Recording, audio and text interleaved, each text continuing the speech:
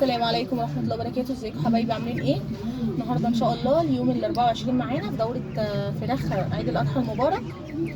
طبعا يا جماعه معلش انا اسفه ان انا ما صورتش امبارح، بس بصراحه ما كنتش لاقيه لحد النهارده الصبح، انا ما كنتش لاقيه نشاره. الحمد لله احنا غيرنا لهم النهارده اهو، انا لسه مغيره لهم قبل ما اصور معاكم على طول. فلحد امبارح كان المنظر ما ينفعش ان هو يتصور بصراحه، لان ما كانش ينفع ان انا اسيبهم متوسخين اكتر من كده، فما حبيتش اصور معاكم الفراخ بتاعتي امبارح بالمنظر ده. النهارده ان شاء الله احنا غيرنا لهم هون النشاره دي ممكن تقعد معاهم شويه، يعني هتقعد معاهم شويه لان انتوا زي ما انتوا عارفين في الصيف النشاره مش بتتبهدل بسرعه زي الشتاء. وكمان انا انتهزت فرصه اني لقيت نشاره النهارده، فجبت الكميه اللي تكفيني لاخر الدوره الحمد لله.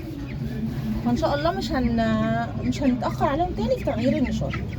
طيب احنا امبارح عملنا ايه؟ ما عملناش اي حاجه، ما ضفناش اي حاجه ولا على الميه ولا على الاكل، ولا حتى النهارده كمان هنضيف حاجه. انا كل بس اللي عملته ان انا كبرت السقايه، بدل ما كنت بحط سقايه اللي هي اللتر، دي سقايه مش عارفه تقريبا 3 لتر او 4 لتر، مش عارفه بصراحه هي حجمها قد ايه، بس ما يعني اكبر من الثانيه.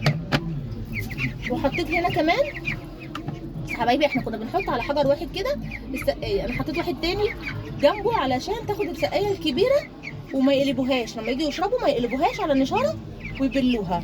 انا دلوقتي هسمي الله، هنبتدي كده نحط السقايه بتاعتهم. بس حبايبي انا حطيتها كده ما بين الحجرين علشان يقدروا يتعاملوا معاها. هنحط كمان العلف بتاعنا، ما زودتش علفه تاني بصراحه لان حسيت ان المكان هيقل عندهم، يعني هيكتم عندهم، هيبقى قافل عليهم قوي. فانا كل اللي بعمله ان انا كل شويه بدخل لهم، كل ما بحس ان العلف خلص قدامهم بزوده علشان ما يبقاش في حاجه اتظلمت، لان انا مش عايزه اجوع بصراحه، مش عايزه اجوع كتاكيتي. هنجوع امتى يا جماعه؟ في الصيف بالذات، شهر 7 وشهر 8. شهر 7 و8 ده